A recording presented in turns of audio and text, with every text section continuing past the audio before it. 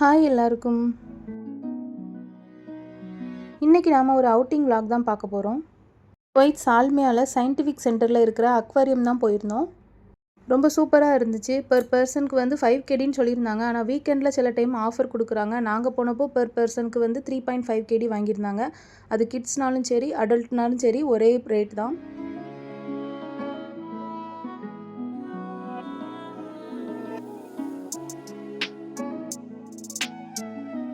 Entry ticket எல்லாம் வாங்கிட்டு உள்ளே போகவுமே என்ட்ரன்ஸில் இந்த மாதிரி தான் நிறைய ஃபாசில்ஸ்லாம் வச்சுருந்தாங்க.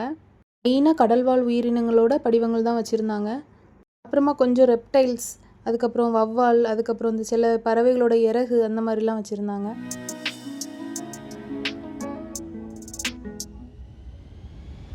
உள்ளே என்டர் ஆகி இதெல்லாம் பார்த்துட்டு இருக்கும்போது ஒரு மியூசியம் எஃபெக்ட் தான் வந்துச்சு. இதிலே சிலது வந்து ரெப்ளிகா அப்படின்ட்டு போட்டிருந்தாங்க, சிலது வந்து ஒரிஜினல், அதோட ஸ்கின் வந்து ஒரிஜினல், இதோட அந்த மானோட கொம்பு ஒரிஜினல் அப்படின்ட்டு அதிலே மென்ஷன் பண்ணி வச்சுருந்தாங்க. இங்கே அப்படி பார்த்துட்டு மேலேருந்து ஒரு எஸ்கலேட்டரில் ஏறி மேலே போகிற மாதிரி இருக்கும். அங்கே போனோம்னா ஒரு சின்ன ஜூ மாதிரி வச்சுருந்தாங்க.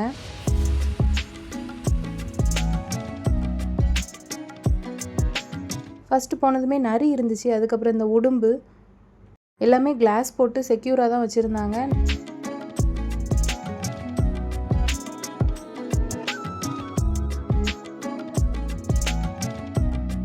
ஃபஸ்ட்டு என்ட்ரன்ஸில் ஒரே ஒரு நரி மட்டும் தான் இருந்த மாதிரி இருந்துச்சு. அதுக்கப்புறம் ஒரு பெரிய கிளாஸ் இது மாதிரி வச்சுருந்தாங்க. அதுக்குள்ளே நிறைய நரி கிடந்துச்சு. ஆட்கள் சத்தம் கேட்கவும் எல்லா நரியுமே வெளியே வந்து எட்டி பார்த்துட்டு போயிட்டு இருந்துச்சு. இது வந்து ஹெட் ஷாப், இந்த முள்ளம்பன்றின்னு சொல்லுவாங்கள்ல அந்த இது. அது அங்கே எங்கேயும் ஏதோ எடுத்துக்கொண்டு போய் அங்கங்கே வச்சுட்டு இங்கேருந்து அங்கே மாற்றி வச்சுட்டு என்னமோ பண்ணிகிட்டு இருந்துச்சு. நெக்ஸ்ட்டாக வந்து அதில் வந்து ஆந்தை பார்த்தோம். அது வந்து நான் தெரியாமல் அந்த ஃப்ளாஷ் லைட் ஆன் பண்ணிவிட்டேன். அந்த லைட் அந்த கிளாஸில் பட்டதும் தலையை மட்டும் திருப்பிச்சு. ஏன்னா ஆந்தை வந்து தலையை வந்து 360 டிகிரி சுற்றும் அப்படி சொல்லுவாங்கள்ல. ஒன்று தான் இருக்குதுன்னு பார்த்துட்டு இருந்தோம். அப்புறம் தான் லாஸ்ட்டாக பார்க்கும்போது தான் சைடில் ஒன்று இருந்துச்சு. ஃபுல்லாகவுமே இருட்டாக இருந்துச்சு. அங்கங்கே ஒரு லைட் மட்டும் போட்டிருந்ததுனால ரொம்ப கூர்ந்து பார்க்க வேண்டியதாக இருந்துச்சு. இது வந்து காட்டு பூனை, ஒரு 4-5 கிட்ட கிடந்துச்சு அந்த இதில்.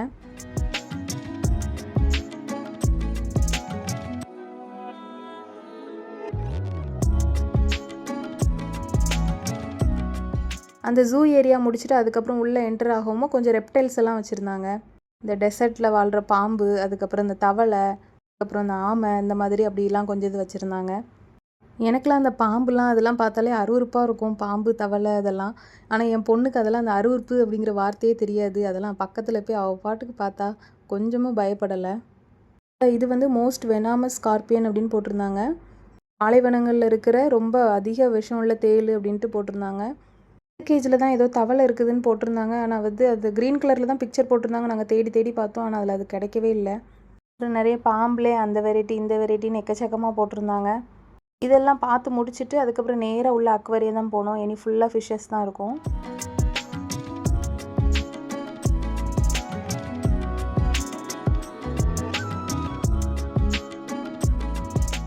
அப்புறம் என்ட்ரன்ஸ் ஆனதுமே ஒரு பெரிய கிளாஸ் தொட்டி மாதிரி வச்சுருந்தாங்க. அதில் வந்து இந்த சீ லயன் சொல்லுவாங்க, அதை நம்ம மேலே படுத்துருக்குது. நல்லா தூங்கிட்டு இருந்துச்சு. அதனால் அதை டிஸ்டர்ப் பண்ணாமல் அப்படியே அந்த இடத்துலேருந்து நகண்டு போனால் அடுத்து பார்த்திங்கன்னா இந்த மலைப்பாம்பு, இந்த அனகோண்டா படத்துலலாம் வரும்ல அப்படி ஒரு பெரிய பாம்பு. இவங்க அப்பா தான் போய் இந்த வீடியோ கிளிப்பே எனக்கு எடுத்துகிட்டு வந்தாங்க. மிச்ச பாம்பெல்லாம் பார்க்கும்போது கூட கொஞ்சம் அருவருப்பாக இருந்துச்சு. இந்த இவ்வளோ பெரிய பாம்பை பார்த்த உடனே ரொம்ப பயமாக வேறு இருந்துச்சு. அதனால் நான் அந்த இடத்த விட்டு ஓடியே போயிட்டேன்.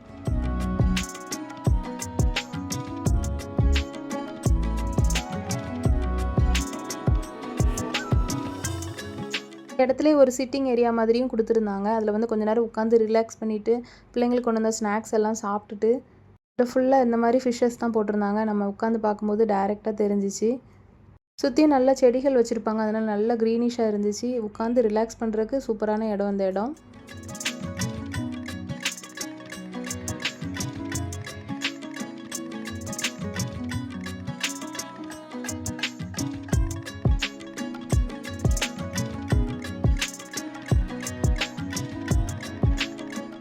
பார்க்குறக்கே தெரிஞ்சிருக்கும், அந்த சைடு ஃபுல்லாக எல்லாமே இந்த பாறை படிவங்கள் அந்த மாதிரி வச்சு முன்னாடி மட்டும் நம்ம பார்க்குற இடம் மட்டும் கிளாஸ் வச்சு செக்யூர் பண்ணியிருந்தாங்க. ஒவ்வொரு செக்ஷனாக வச்சு ஒவ்வொரு வகையான மீனாக போட்டிருந்தாங்க. வித்தியாசமாக இருந்துச்சு. இந்த மீன் ஏதோ லைனில் நின்ன மாதிரி ஒன்று கலையாமல் நின்றுட்டு இருந்துச்சு. அடுத்ததாக வந்து பெண் குயின் போட்டிருந்தாங்க. குவைத்தில் அதுவும் இவ்வளோ வெக்கையில் எப்படிடா பெண் குயின் இருக்குது அப்படின்னு பார்க்கும்போது இங்கே உள்ளேயும் நார்மல் ஏசி டெம்பரேச்சர் தான் இருந்துச்சு. அதில் அந்த சைடில் போர்டில் வச்சுருக்கிறத பார்க்கும்போது தான் அது வந்து ஆஃப்ரிக்கன் பென் குயின் அப்படின்னு போட்டிருந்தாங்க. நாங்கள் அதில் பார்த்துட்ருக்கோமே கரெக்டாக ஒன்று டைவ் அடித்து பக்கத்துலேயே வந்துச்சு. என் பாப்பாவுக்கு இந்த சீ கிரியேச்சர்ஸ்லாம் ரொம்ப பிடிக்கும். அதனால் அவள் வந்து பென்குயின் வந்து இது வரைக்கும் அந்த கார்ட்டூன் இதில் தான் பார்த்துருக்காளா, பக்கத்தில் பார்த்தோன்னே அவளுக்கு ரொம்ப அது ஜாலியாக இருந்துச்சு.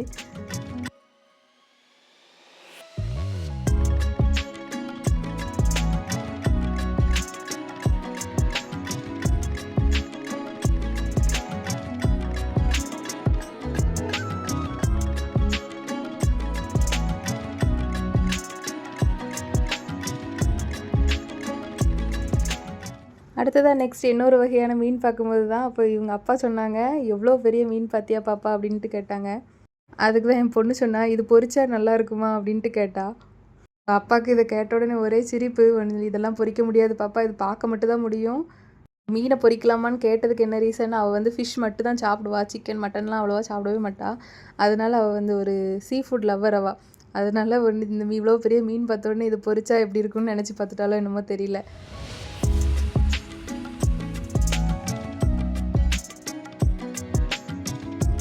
அடுத்து எல்லாமே உள்ள இன்டோரில் வச்சுருந்தாங்க. இங்கே தான் ரொம்ப கலர்ஃபுல்லான ஃபிஷ்ஷஸ்லாம் வச்சுருந்தாங்க.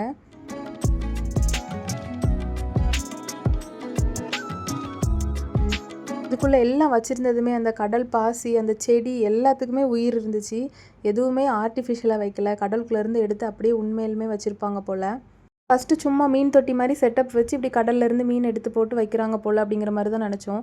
அப்புறமா கொஞ்சம் கூர்ந்து கவனிக்கும் போது தான் ஒவ்வொன்றும் அந்த அசையுது, அது மூச்சு விடுறது அதெல்லாம் தெரியுது நல்லா.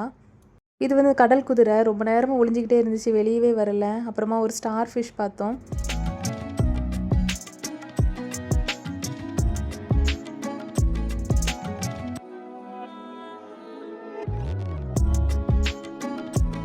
அடுத்ததாக சீ டர்ட்டில்.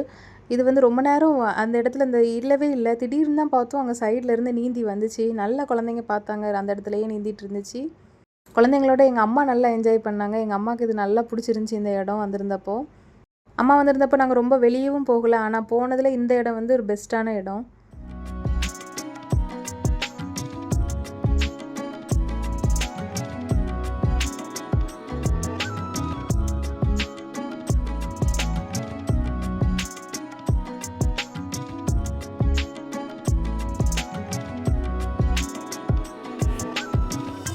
அந்த மாதிரி ஃபிஷ்ஷஸ்லாம் கொஞ்சம் பார்த்துட்டு அதுக்கப்புறம் இந்த சைடில் வந்து ஜெல்லி ஃபிஷ் வச்சுருந்தாங்க. ரொம்ப சின்ன சைஸ்லேருந்து பெரிய சைஸ் வரைக்கும் இருந்துச்சு. அதுவும் இதில் கொடுத்துருக்க மிரர்லாம் எப்படின்னா, நம்மளுக்கு வந்து வெளியே இருந்து பார்க்குறப்போ அதை வந்து கொஞ்சம் ஜூம் பண்ணி காட்டுற மாதிரி மிரர். அதனால் நல்லாவே நம்மளுக்கு அழகாக தெரிஞ்சிச்சு.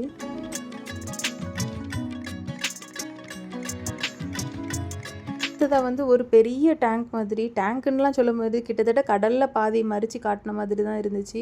அது உள்ள வந்து பெரிய பெரிய ஷார்க், இதில் பார்க்குறதுக்கு குட்டியாக தெரியும், ஆனால் வந்து ரொம்பவே பெருசாக இருந்துச்சு. எல்லா வகையான மீன், ஸ்டிங்ரே, ஒரு நிஜமாகவே ஒரு கடலுக்குள்ளே பார்த்தா எப்படி இருக்கும் அந்த மாதிரி தான் ஒரு ஃபீல் ஆச்சு. எனக்கு இந்த அக்வேரியம்லேயே ரொம்ப பிடிச்சதுன்னா, ஒரே ஒரு மீன் தொட்டியில் மட்டும் இந்த ஃபைண்டிங் நீமோட கேரக்டர்ஸ் எல்லாமே போட்டு வச்சுருந்தாங்க. இதில் இருந்த க்ளோன் ஃபிஷ்ஷில் ஒரு ஃபிஷ்க்கு வந்து ஒரு ஃபின் வந்து குட்டியாகவே இருந்துச்சு. அந்த படத்தில் அந்த நீமோ அந்த குட்டி மீனுக்கு ஒரு ஃபின் வந்து குட்டியாக இருக்கும்ல, அதை ரெப்ளிகேட் பண்ணி அப்படியே இருந்துச்சு. அதுவும் ஒரு ஃபின் குட்டியாக இருந்துச்சு, அங்கே நல்லா கவனித்தோம். ஒரு இடத்துல வந்து சின்ன லெக்சர் மாதிரி கொடுத்தாங்க. அங்கே இருக்கிற அந்த ஃபிஷ்ஷஸ், அந்த ஏரியா சரௌண்டிங், அதுக்கப்புறம் அங்கே இருக்க சேஃப்டி மெஷர்ஸ் இதெல்லாம் பற்றி சொல்லிகிட்டு இருந்தாங்க. வந்து அரபிக்கில் சொன்னாங்க. அதே மாதிரி இங்கே இருக்கிற நிறைய அந்த போர்டில் வந்து நேம் போர்டில் அரபிக்கும் அதோட சயின்டிஃபிக் நேம் தான் எழுதியிருந்தாங்க. நம்ம காமனாக யூஸ் பண்ணுற நேம் அவ்வளோவா இருந்த மாதிரி நாங்கள் நோட்டீஸ் பண்ணலை. லாஸ்ட்டாக இது எல்லாமே பார்த்துட்டு கடைசியாக வெளியே வர்றதுக்கு முன்னாடி என்ன பண்ணியிருந்தாங்கன்னா, கொஞ்சம் ட்ராயிங் திங்ஸ்லாம் வச்சுருந்தாங்க. நம்ம அதிலேருந்து நம்மளுக்கு என்ன தேவையோ அதை எடுத்து ட்ராயிங் பண்ணி நம்ம நேமும் எழுதி நம்ம அதில் இருக்கிறதுல போட்டுட்டு வந்துடணும்.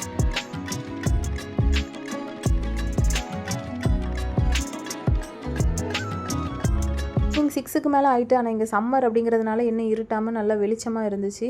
வெளியே இருந்த ப்ளே ஏரியாவில் குழந்தைங்கள்லாம் கொஞ்சம் நேரம் விளாண்டுட்டு அதுக்கப்புறம் வெளியே வரும்போது கொஞ்சம் கடல் சைடு அப்படிங்கிறதுனால லைட்டாக காற்றடிச்சிச்சு. வெளியே வந்ததும் கொஞ்சம் நேரம் மட்டும் அந்த பீச்சில் உட்காந்துட்டு அதுக்கப்புறமா எல்லோரும் நாங்கள் வீட்டை பார்த்து கிளம்பிட்டோம். இல்லை குட்டீஸ்லாம் இருந்ததுன்னா கண்டிப்பாக இந்த இடத்துக்கு கூப்பிட்டு போய் ஒரு நாள் விசிட் பண்ணுங்கள், ரொம்ப என்ஜாயபுளாக இருக்கும். வீடியோ பிடிச்சிருந்தால் லைக் பண்ணுங்கள், ஷேர் பண்ணுங்கள், கமெண்ட் பண்ணுங்கள், மறக்காமல் சேனலை சப்ஸ்கிரைப் பண்ணிக்கோங்க.